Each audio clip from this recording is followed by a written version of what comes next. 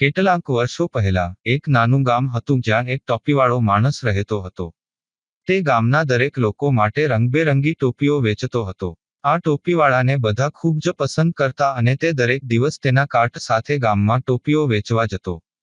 એક દિવસ ટોપીવાળો માણસ ટોપીઓ વેચવા માટે નીકળ્યો. તે જંગલમાંથી પસાર થતો હતો અને જંગલની એક ઠંડી છાયાવાળી જગ્યાએ પહોંચ્યો.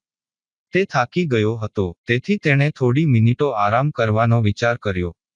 તેણે તે જંગલમાં એક મોટું વૃક્ષ જોયું અને તેનું માથું શાંત કરવાની હેતુથી એના નીચે સૂઈ ગયો. સૂઈ જતા પહેલા ટોપીવાળાએ તેના કાર્ટમાંથી બધી ટોપીઓ કાઢી અને તેની બાજુમાં રાખી. થોડી જ મિનિટોમાં તે ઘોર નિંદ્રામાં હતો. જંગલમાં ઘણા વાંદરા હતા. જ્યારે તેઓએ ટોપીવાળાને સૂતો જોયો તો તે બધા તેની આસપાસ એકઠા થયા અને તેની બાજુમાં રાખેલી ટોપીઓ જોઈ. વાંદરા ટોપીઓની ચમકદાર રંગોથી પ્રભાવિત થયા અને એક પછી એક ટોપી પકડવા માંડ્યા.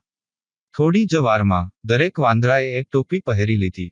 કેટલાક સમય પછી ટોપીવાળો ઉઠ્યો અને જોઈને આશ્ચર્યચકિત થઈ ગયો કે તેની બધી ટોપીઓ ગાયબ હતી. તેણે આસપાસ જોયું અને જોયું કે બધા વાંદરા વૃક્ષ પર બેઠા હતા અને તેમની ટોપીઓ પહેરેલી હતી. Powered by ડુગવાર્સ. ટોપીવાળાએ તેનો પોતાનો ટોપી પકડી અને ધરતી પર ફેંકી દીધી. વાંદરાઓએ ટોપીવાળાને જોયા અને જેમણે ટોપીવાળાને તે કર્યું એમ જ કર્યું. દરેક વાંદરે પોતાની ટોપી નીચે ફેંકી દીધી. ટોપીવાળાએ તરત જ પોતાની બધી ટોપીઓ એકઠી કરી લીધી અને ખુશખુશાલ ગામ તરફ પાછો વળ્યો. તે દિવસથી ટોપીવાળાએ કદી વાંદરાઓના ગામથી પસાર થતી વખતે ટોપીઓ સાથે આરામ કરવાનો નિર્ણય કર્યો નહીં.